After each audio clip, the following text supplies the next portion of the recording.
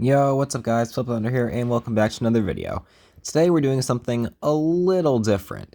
Because Halloween is rolling around, I decided that I'm going to do a ranking of the Halloween movies. Now, there's 13 of them in total, so let's get started. And obviously, if you guys aren't fans of the Halloween franchise, I wouldn't recommend watching this, but if you guys like the Halloween movies, then stick around to see what my ranking is. So coming in at dead last, we have Rob Zombie's Halloween 2. Now, I've never actually watched this movie fully through, but I watched a video about it, and it doesn't look that good. The things I do remember about it are Loomis is a complete jerk throughout the entirety of it. Laurie is a complete jerk as well to Annie, who actually survived. Played by Danielle Harris, by the way, so that's a positive about it. And Michael is basically a hobo in this movie. He's got this weird hobo attire on. His mask is half torn off, so his face is visible when he's wearing it. And then more than half of it, he's not even wearing the mask at all. So you can see his face, which I don't mind seeing his face for a second, but throughout most of the movie, no. And then he's got his ghost mom telling him to go after Laurie, and the ghost version of his child self. And yeah, that's pretty much it. And the worst part of all, at the ending, when Michael killed Loomis, he actually spoke. Awful. So that's why this movie is in dead last. At number 12, we have Halloween 3, Season of the Witch. Now, I've watched this movie a few times before.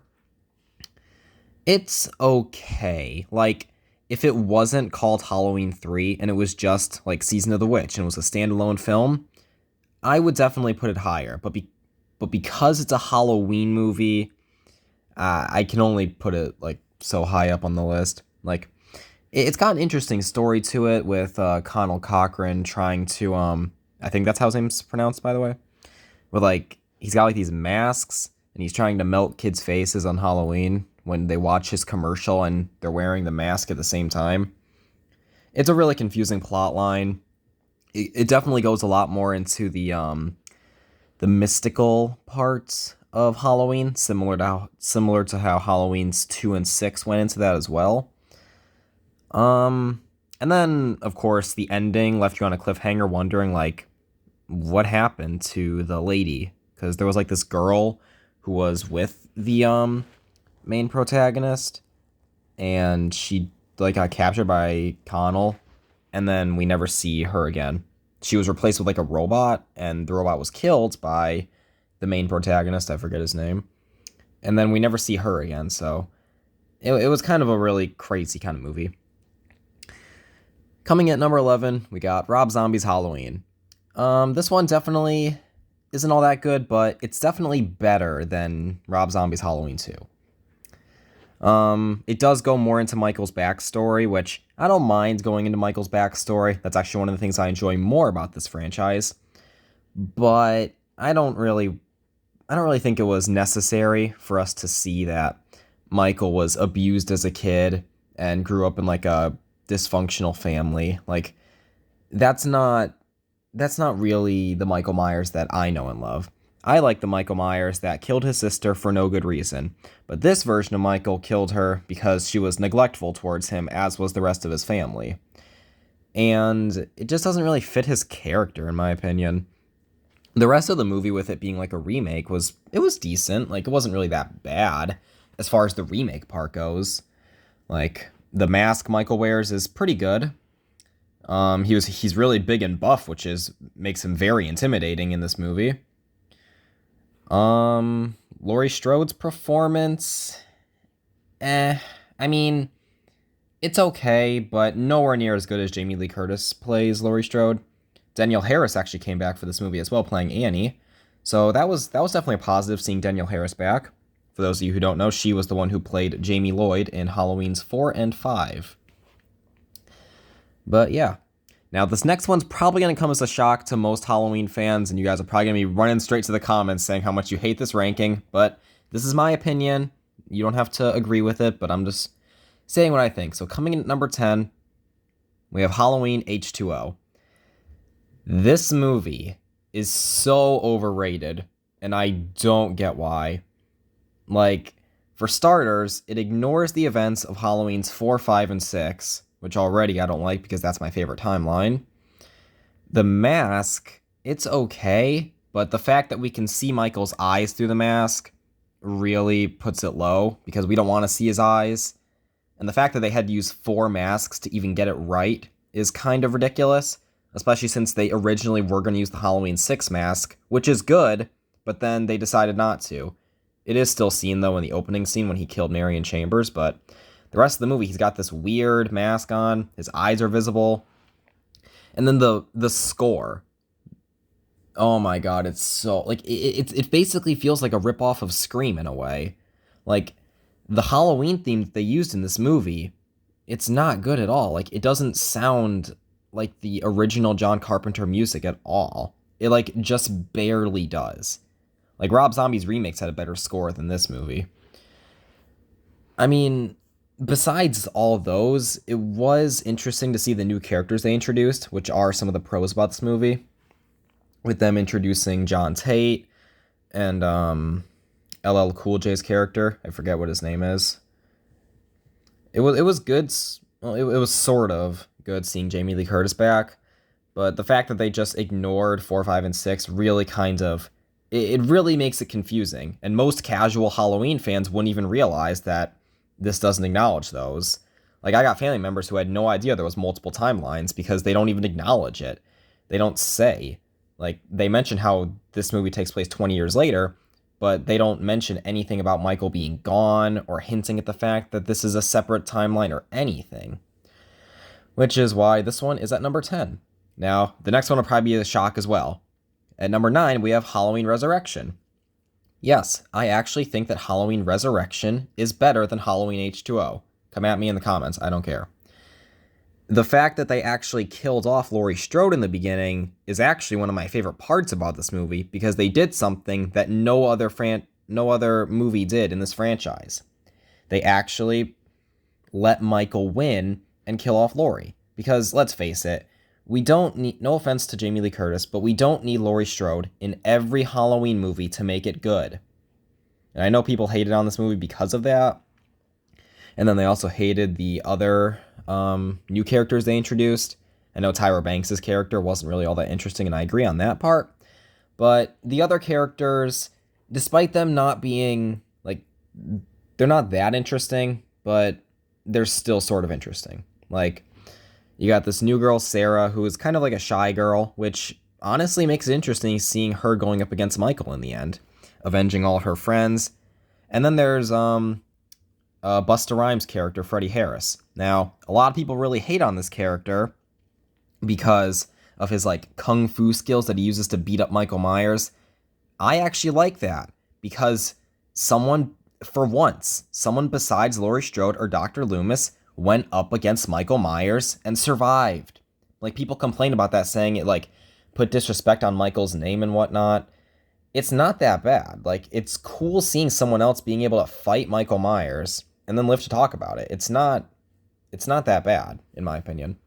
And then the mask they used was good. It was better than the H2O mask. Yes, you were still able to see his eyes, but they're more hidden, especially with the dark atmosphere of this movie, which makes it better than the H2O mask. And the score in this movie is way better than that of H2O. So, yeah. Coming in at number 8, we have the latest installment, Halloween Ends. This was a very controversial film to the franchise. I remember going into theaters and watching this and then coming out wondering, what the heck did I just watch? But after watching it a few more times, I've come to understand and appreciate what they were going for. Yes, this movie really puts Michael Myers to the side in favor of Corey, but I kind of like that. Like, Michael Myers sort of is like training Corey to take over the mantle because Michael, after the events of Halloween Kills, he's really frail and weak. He's been living in a sewer for 4 years. And Michael knows this. Like, he realizes, like, he's on death row. So he has to enlist Corey's help in order to be able to, like, continue his legacy. And in a way, Laurie also takes a side in this movie in favor of Corey and Allison's relationship. But that's another thing I kind of find interesting about it. Like, yes, Laurie's in the movie. She may not be in it as much, but she's still there. And then you have Allison, who's kind of taking up the role of the final girl in a way, which kind of makes me want a sequel with Allison versus Corey, with like Allison taking after her grandmother and going up against the man that she used to love. And when Corey did steal Michael's mask and he went on his killing spree, you could tell, like, it was really cool. Like, yes, it wasn't Michael behind the mask, but it sure felt like it was. Like, if you watched those scenes, you would never, like, say, like, you only watched the death scenes, you didn't watch any of the other movie, you would have no way of knowing that that was Corey. Like, the way Corey was killing felt just like Michael, but with a little bit more of revenge attached to it. The score in this movie is amazing, like, especially the junkyard music when he's killing the teenagers, when him and Michael teamed up to kill that doctor and his girlfriend. And then the main theme, of course, during the opening credits was phenomenal. Definitely one of my favorites, if not my favorite in the franchise. And yeah, the final fight with Laurie and Michael. Great. It was just amazing. Laurie popping out of the closet, whamming Michael with the fire extinguisher, and then Michael overtaking her, nearly putting her hand in the garbage disposal, and then Laurie just staying resilient and not giving up, and then ultimately killing Michael Myers. And I know people hate that they threw him into a shredder, but come on. How else would they have killed Michael Myers? For good. Because this man's been burnt up, shot up, thrown off like ledges, and this guy's still living. So they gotta kill him somehow, and the best way to do it is to destroy the body. So yeah. The one thing I don't really like is that I kind of wish when he was pinned to the table, we got a full view of his face before he died. Because the last time we saw his face, like, fully was in the first Halloween movie. We've gotten, like, glimpses of it in the sequels, but we never got a full-on view of it ever again. So part of me does kind of wish that for the final film, we did get to see his face one last time. But yeah. Coming at number 7, we have Halloween 2, the first sequel. I'm not really sure what to say about Halloween 2. Like, it's really good. I'll give it that. It's probably the scariest in the franchise, if you ask me. Like, the hospital atmosphere, the way Michael slowly stalks around hunting Laurie is really kind of creepy. Loomis hunting Michael down, like, going everywhere is really cool, because Loomis is one of my favorite characters. I honestly like him more than I like Laurie. Yeah, come at me in the comments. I don't care. The score in this movie was okay. Like, the Halloween theme could have been a little better, but for the first sequel, I'll give it an exception. The opening credits, though, took way too long. Like, 4 minutes of us looking at a pumpkin. That's really too much, in my opinion. And then the reveal that Laurie Strode is Michael Myers' long-lost sister, in this timeline, anyway. It was an interesting little plot twist. I kind of like it, but I do like that the 40-year timeline retconned that, because it always made Michael's vendetta a little bit more personal towards Laurie, because he was only after her because she was his sister. What else about this movie? The death scenes are pretty good. Michael definitely got a lot more gory. The mask is actually the exact same mask that they used in the original, and it definitely looks kind of weird, but it evolved a bit. Michael's eyes are visible in some scenes, not all of them, so I'm not going to hold that against it. Plus, it was a different actor wearing the mask. It wasn't Nick Castle, it was Dick Warlock, so I won't hold that against the movie. Despite John Carpenter saying that this movie is really bad, I think it's a pretty good sequel to the original. Coming at number 6, we have Halloween 5, The Revenge of Michael Myers. The Thorn timeline is my favorite, so you're going to be seeing these movies of the Thorn trilogy higher up on this list. Where to begin with Halloween 5? Well, for one, we have Jamie Lloyd and Dr. Loomis, two of my favorite protagonists, so that was really cool. The opening scene with them like recapping the events of Halloween 4, and then Michael falling down the mine shaft and getting in the river was pretty ominous as the Halloween theme plays and he like slowly drifts away, and then he gets washed up by the fisherman guy who nurses him back to health for a year for some reason. That did seem kind of weird. That scene was actually supposed to be changed though. There was supposed to be some crazy doctor who like puts the thorn symbol on Michael's wrist, but then they retconned it.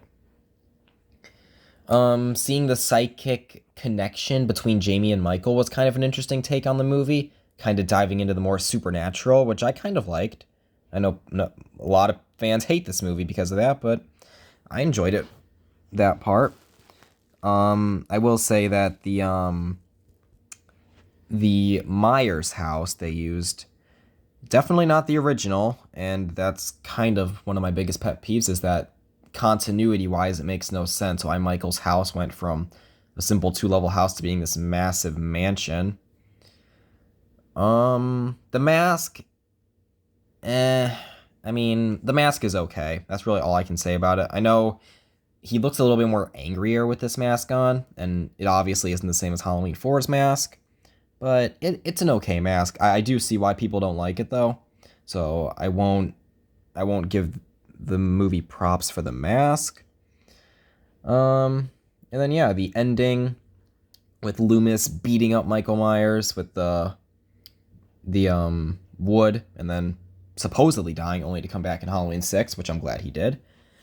And then the ending with the Man in Black busting Michael out of jail. That was a really cool ending because it left it open. Like, who's this Man in Black who's been following Michael the whole movie, and why did he break him out? Like, it added mystery to the movie, and I really liked that. One of my pet peeves with this movie, though, another one of them, the decision they made to kill off Rachel. That part is probably the thing I hate the most about this movie. Because Rachel was built up to be this really kind of predecessor to Laurie Strode in a way. Similar to Laurie. She protected Jamie, fought back against Michael in Halloween 4. And then in this movie, they make her like this kind of bubbly teenager, and then they kill her off within the first like 15 to 20 minutes. That just really wasn't a good decision on their part. So, coming in at number 5, we have Halloween 2018. This movie, it was really good. I liked it. The opening scene with what's it called? Podcaster holding up Michael's mask and then just shouting, say something, and the credits playing. Really loved that part. The mask they used was phenomenal. Looked almost identical to the original mask, just with added aging, which really was amazing.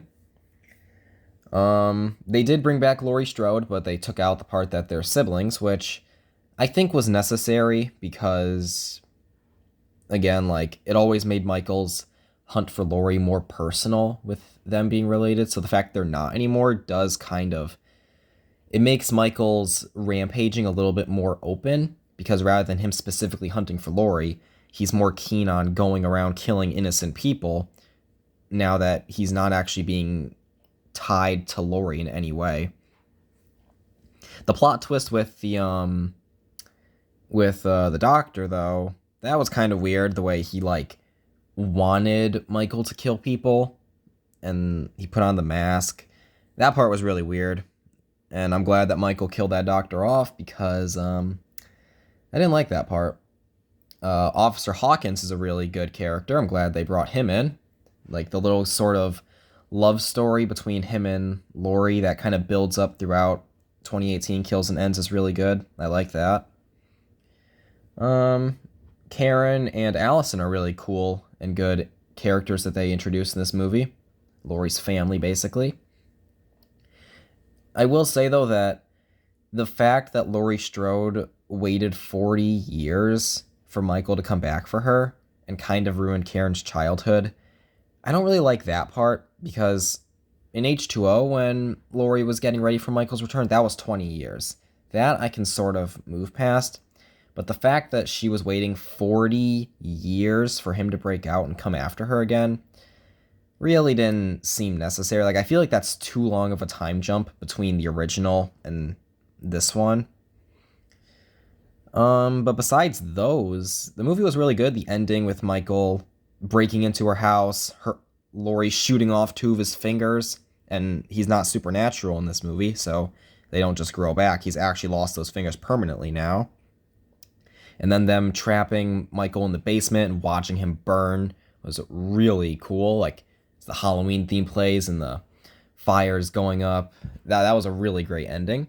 The score in this movie is really good as well, with them remaking some of John Carpenter's original themes, which actually John Carpenter did some of the composing on this movie, so kudos to him and his son and godson, because they did it together. Coming in at number 4, we have, of course, Halloween 4, which is a pretty good fan favorite. I certainly love it because it introduces Jamie Lloyd, and it brings back Dr. Loomis. The opening scene with them, like, rolling out Michael to the ambulance and then him breaking out is really cool. Like, him shoving his thumb into the one guy's forehead was really creepy. It was a nice reprise of the franchise, seeing Michael, like, reawaken, basically. If he was even asleep, though, because the moment they mentioned Jamie, his fist clenched up, so I think he was awake the whole time, to be perfectly honest. Michael's not one to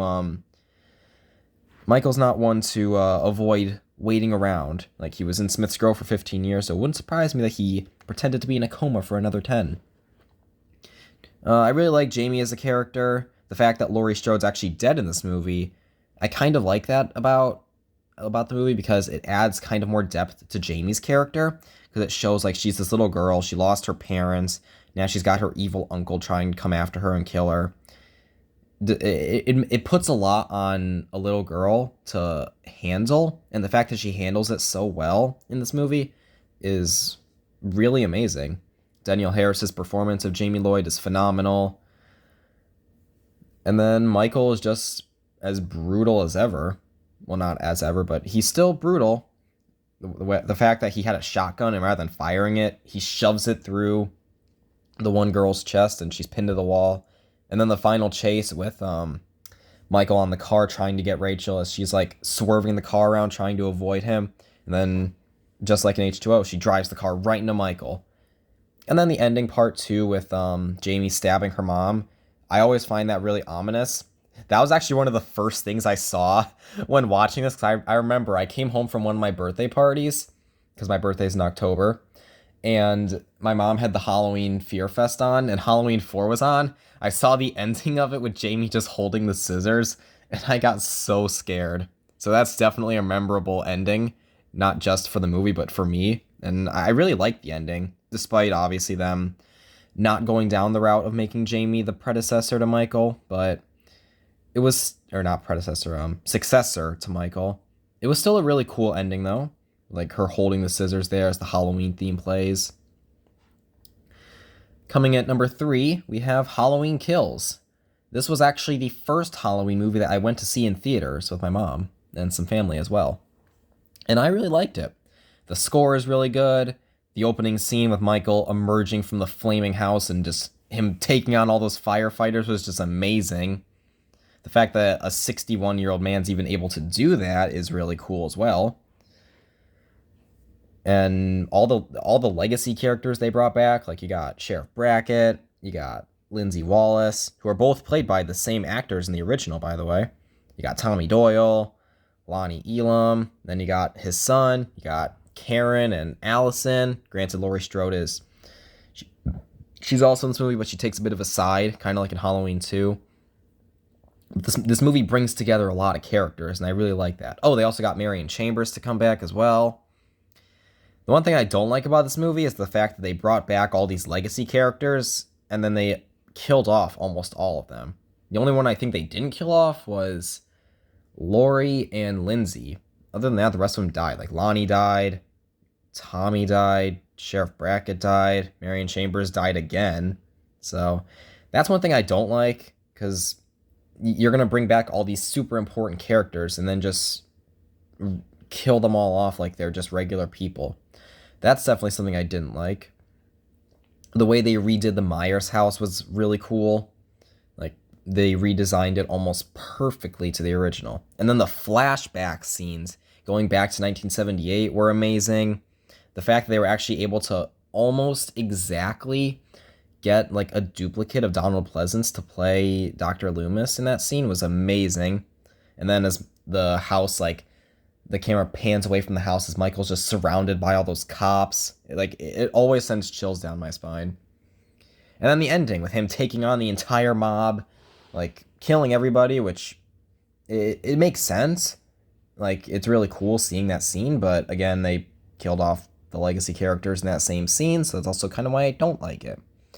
And then, of course, Michael's weird connection to the mask, which I don't exactly get, but I guess it sort of makes sense. Like, he won't kill people without the mask, or at least he avoids killing people without the mask, or something like that. They never really go into it much, but it was really cool seeing the entire town of Haddonfield going against Michael, because it showed like what the town has gone through because of Michael, like what he's done to this whole community over 40 years, and now they're all fighting back, granted to no effort, or no prevail. But it was still a really cool movie. Now, another one will be a big shock, but at number 2, we have Halloween 6, The Curse of Michael Myers. Now, I prefer the producer's cut of this movie. For those of you who don't know, there are 2 versions of Halloween 6. There's a theatrical cut, which was released in most theaters, and most of you have probably seen. But there's also the producer's cut, which has a completely different ending. Now, if you haven't seen it, I'll leave a link in the comments to a playlist of where you can watch it. But this movie, I really liked it. Like, it goes much deeper into the Thorn part of the story, and that's the part I love the most. Like, this movie does what most of the others didn't do, and it goes into the backstory of Michael Myers in a good way, not like Rob Zombie's Halloween. And it's amazing. Like, yes, they killed off Jamie Lloyd in this movie, but at the same time, I feel like that was necessary. Because just like Laurie Strode, Jamie Lloyd's a beloved character, and she didn't overstay her welcome. She was in 3 Halloween movies, and honestly, I feel like that's enough for Jamie Lloyd. Obviously, I would love to see her back, but I still feel like those 3 movies she was in, it was enough for her character. They didn't keep her around for the whole franchise like they did with Laurie Strode, having to always bring her back for a movie to be good. And then they bring back another legacy character in the form of Tommy Doyle, and this time he doesn't actually die, and he's like this hacker, kind of like going into the backstory of Michael, figuring out what he's up to. He figures out that there's like a cult worshiping him, and then he works together with some Strode family members to defeat Michael. Of course, most of them still end up dying. The score in this movie, I love it.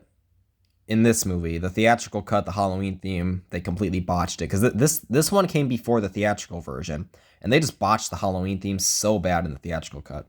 The producer's cut, the theme is amazing. It's really, really ominous, really has that cultish feeling to it. The suspense in this movie is amazing. The Halloween theme and John Carpenter's original music is all over the place, which I love. It really sets the Halloween atmosphere. The house they used for the Myers house, it's not an exact replica, but a lot better than Halloween 5's. And then the ending part of the producer's cut with Dr. Loomis confronting his former colleague, who's the cult leader, and then Tommy stumbling upon the cult ceremony and saving Kara and her son Danny and Jamie Lloyd's baby, and then Michael like chasing after them down that long hallway. Yeah, it was a really cool scene. And then like when Tommy puts all the stones in front of Michael and like stops him in his tracks, like I know that was kind of confusing for most people, but to explain it to you casual viewers, the runes that Tommy put around Michael, they were basically the good runes, and the energy of the good runes canceled out the evil rune that was in Michael, which is Thorn, and that's why Michael froze in place. And then, of course, that ominous ending with Loomis pulling his sleeve down and seeing a Thorn symbol appear when he goes back to Michael, and then taking off the mask to find out it's not actually Michael, it was Dr. Wynn, his colleague, and then Michael is walking down the hallway as Loomis is screaming out in fear of the fact that Michael's still going after people. It was a really ominous ending, and as much as I would have loved a sequel, I still do, I still like the ending. It really ominous kind of ending, an open ending, saying like, okay, what happens now? Where could the story go? I really liked it. And then you've got the cult, who's trying to pass on the curse from Michael to another child, which I kind of find interesting, because just like with Halloween 4 and Halloween Ends, they were trying to bring in a new killer, which they ultimately didn't do that in this movie, but it was still a really cool kind of part. So yeah. And then of course, at number 1, what else would it be? You got John Carpenter's 1978 classic Halloween. This movie, I have nothing to say about it. It's amazing. It's a true classic. It's got great actors. The score in this movie is perfect. The bum bum bum bum bum bum bum bum. And then like the cold opening. And then Loomis like trying to find Michael throughout the movie, getting the police like, you gotta believe me, and they won't believe him. So Loomis is like, keeps trying, and then he finally gets the sheriff to come with him to the Myers house, while meanwhile Michael gets his classic mask and is going after Laurie Strode. And then the ending with Loomis shooting Michael a bunch and then him falling down the balcony, and then Loomis walks over and he's gone, which is an amazing ending, which honestly I kind of feel like they didn't really need any sequels. Obviously I love all the sequels, but I feel like Halloween could have ended right there for the original one. There wasn't really a need to continue, because it leaves it open like, oh god, Michael's more than meets the eye. And it could have left it like fans would have been theorizing like, whatever happened to Michael? What really was he? But then they made all the sequels and stuff, and yeah. Still a great franchise overall. Recently I actually got a chance to meet some of the actors who played in the original Halloween. I met Nick Castle, Nancy Loomis, PJ Soles, and John Michael Graham, so that was really interesting. We talked a little bit about the movie, like about how Bob's kill is the most iconic in the franchise, and yeah, it was really fun. But yeah, without further ado, that is gonna wrap it up for this video of the Halloween franchise being ranked. Hope you guys enjoyed the video. If you did, like and subscribe. If you are a new viewer who just came to see the ranking, feel free to check out my other videos as well. I do gaming videos almost every day. And hope you guys enjoyed, and I'll see you guys in the next one. Goodbye.